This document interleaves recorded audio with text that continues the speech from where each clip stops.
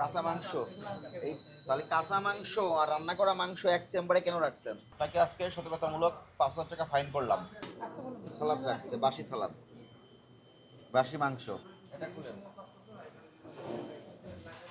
খাবার কি সংরক্ষণ করা এটা নিয়োগ?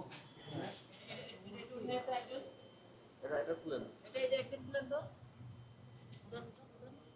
কাঁচা মাংস এই তাহলে কাঁচা মাংস আর রান্না করা মাংস এক চেম্বারে কেন রাখছেন বলেন? এটা অপরাধ হচ্ছে কিনা? সব রাখলেন কেন? বের করেন, বাসি এগুলো বের করেন।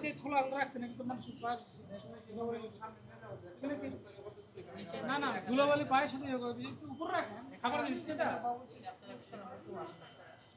এইগুলো সবগুলো বাইরে রাখেন।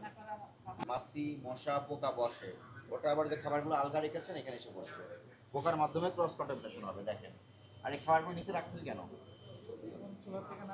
জোর থেকে নামাইলে কি নিচে রাখতে হবে? বাসি খাবারগুলো সব বের করে বাইরে নিয়ে আসে।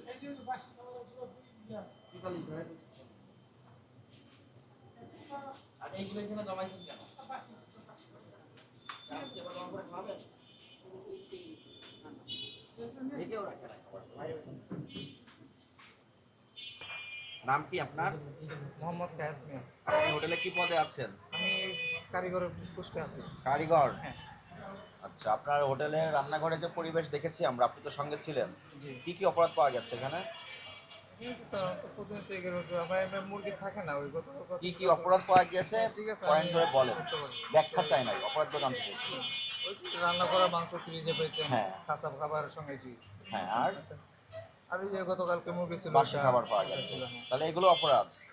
পরবর্তীতে এগুলো সংশোধন হতে হবে। জি স্যার। ভোক্তাধিকার সংরক্ষণ আইনের 43 ধারা মোতাবেক এই অপরাধে 1 লক্ষ টাকা অর্থদণ্ডের বিধান আছে, 2 বছরের কারাদণ্ডের বিধান আছে অথবা উভয়দণ্ডের বিধান আছে। আপনি আপনার দোষ স্বীকার করেন? আপনাকে আজকে সতর্কতামূলক 5,000 টাকা ফাইন করলাম, এবং কখনো ফ্রিজে বাসি খাবার সংরক্ষণ করবেন না, কাঁচা খাবার রান্না করা খাবার এক চেম্বারে রাখবেন না, স্বাস্থ্যসম্মত পদ্ধতিতে খাবার প্রক্রিয়াকরণ করবেন। ঠিক আছে? জি স্যার।